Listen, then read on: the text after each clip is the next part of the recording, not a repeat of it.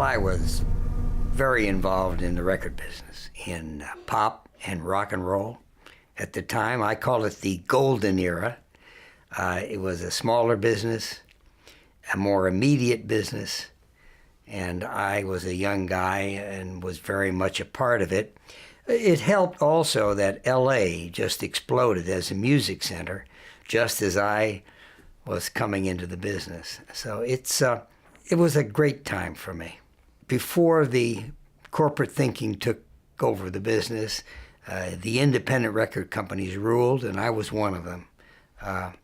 Eventually I sold to Warner Brothers and took off to Europe for a 2-week vacation and didn't come back for 3 years. And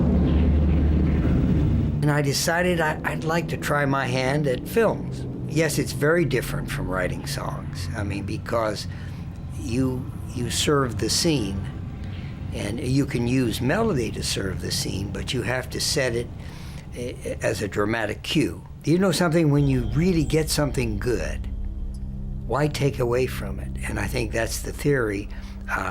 I understand that better than anyone. Most of my music has a simplistic overtone to it. The direction is you get something good and you put some things around it to enhance it. But if you put too much, you sometimes lose the direction.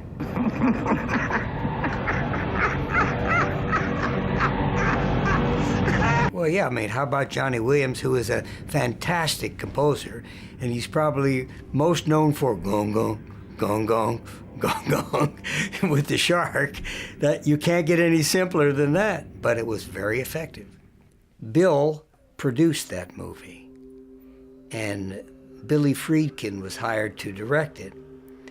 And Bill wanted me to do the music, and I was trembling. I wanted to do it so badly. And he brought me in to meet Bill Friedkin. And to be honest with you, I guess he was a busy director and didn't really consider me, or didn't want to consider me, whatever. And so I was very disappointed because Bill really wanted me to do the music, but it didn't happen. As it turns out, Billy Friedkin hired Lalo Schifrin, as it turns out, threw Lalo's score out. And as I understand it, not in a particularly nice way. But anyway, he then just scored the picture with records. And one of those was Tubular Bells. After the fact, since he, like a good friend, tried on Exorcist 1, he came back to me on Exorcist 3. He had nothing to do with 2. Exorcist 3 was based on his book, Legion. And I read the book, and I was very impressed, and I was very grateful and pleased that he wanted me to do the music for 3. You know, Bill is Catholic, and he's very spiritual, and he really believes this stuff, you know, and that sincerity comes across in his writing and in his movies. This we had a conversation about.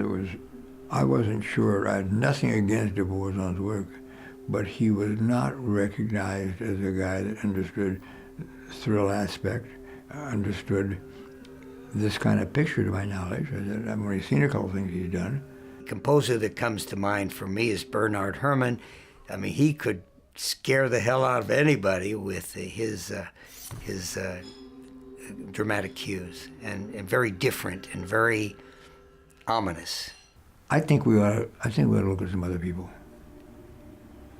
And he said, "Will they do it for the same price that Barry is?" I said, "I haven't even gotten to Barry's price yet because I didn't even talk to him, so I don't know. But I can tell you this: if the other person is a more recognized and considered the best composer for the picture, I'll get the studio to pay any difference. That I guarantee you, whether it's $12,000 or $45,000 or whatever the hell it might be. So let's not make it monetary. Let's go upon ability." And so he listened to a couple of tapes and did this and that, and he liked Barry the best. So we thought we'd try something with 3 and stay away from orchestra. and just try to score it with effects and sounds and textures.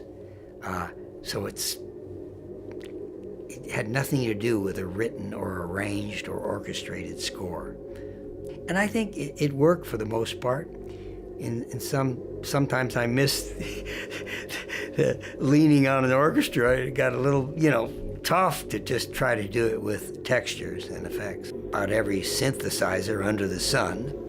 And then the monks, the chants, we created vocal, kind of quasi-vocal, spacey effects. I used every kind of sound that I could throw in there that people weren't that familiar with. It's always been a great help. I've always had a tape of the picture, and I was always able to play that, and then even play against it using my mind, hearing, with the piano, but my mind was hearing what I wanted to do. But that has been a great advantage for composers when they could actually see the movie and try some things. But this score, as I said, we use synthesizers, a lot of samples, and I could throw those together and then run the picture, and I had sequencers, so I could just play it back against the picture, and it was very helpful in seeing what worked and what didn't. I think the biggest problem was because you didn't have a theme, because you didn't have an orchestra, is not being too redundant, and yet you wanted to be redundant to a certain extent just to keep the theme of the score going. But it was challenging because you have all these sounds, but there's not always a lot of composition involved, and so it was new territory for me and difficult at times. Of course, nothing good is easy, so I try to use, whenever I could, either synthesized voices or samples that were treated, but I wanted it to be associated with the human voice, or choruses, or chants. I wanted it to be more, the darker textures were vocal, whether they be men or women or the combination thereof, more so than strings and reeds and those things. So I try to use vocal textures and effects mixed in with synthesized eeriness and pads. Call it the devil, call it, I wanted to try something other than orchestra to describe that dark side.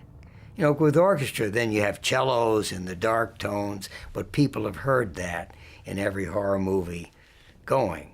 So I just try to depict those agonized souls in hell and all that with something that was dark but human in a way.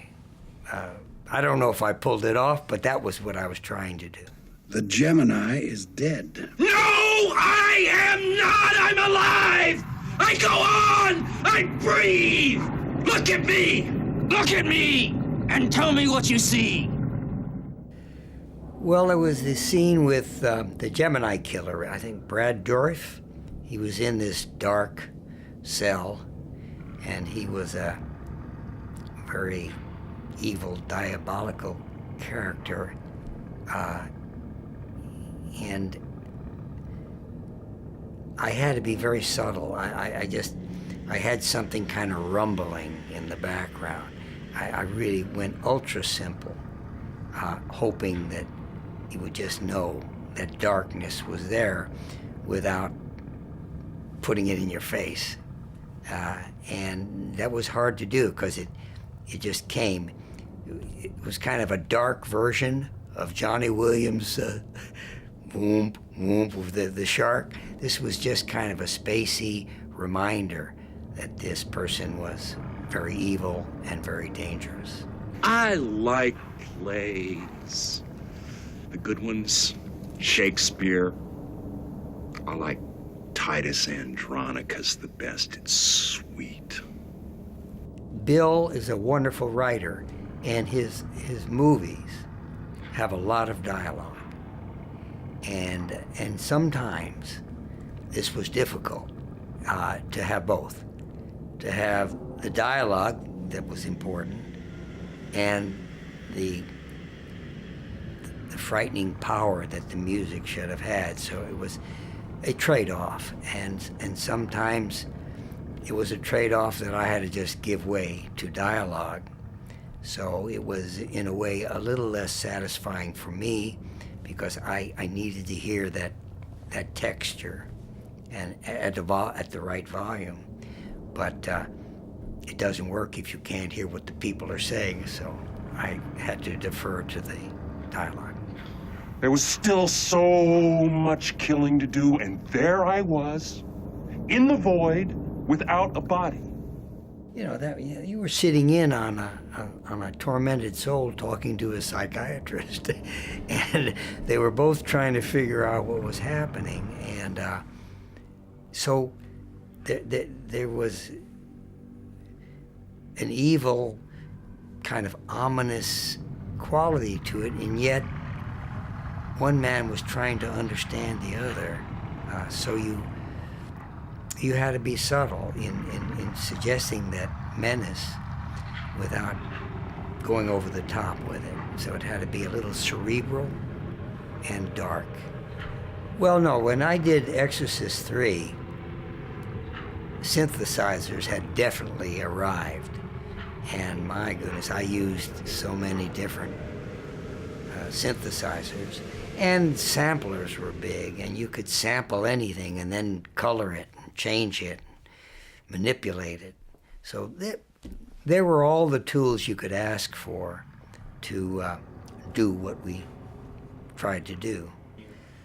Most of it was variations of voice, whether it was real voices being manipulated or synthesized voices being manipulated.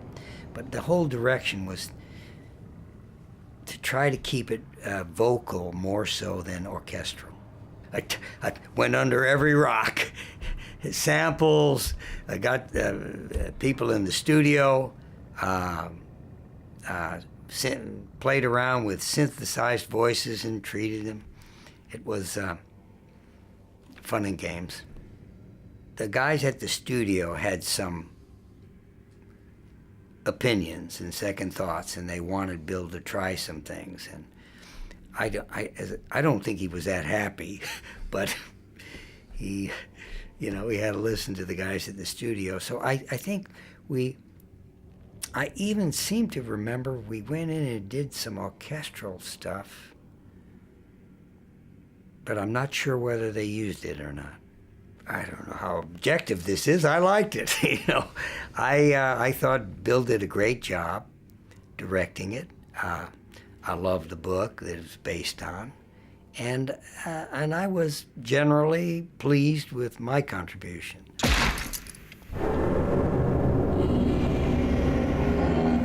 few boos from the gallery, I see. A lot has to do with who you're working with, and the fact that Bill was not only a friend, but he has a very open mind, and he's fun to work with. And when that happens, it's very productive. And you not only do your best work, but you really enjoy the experience. And that is the experience I had with Bill on Exorcist 3 and with Ninth Configuration. So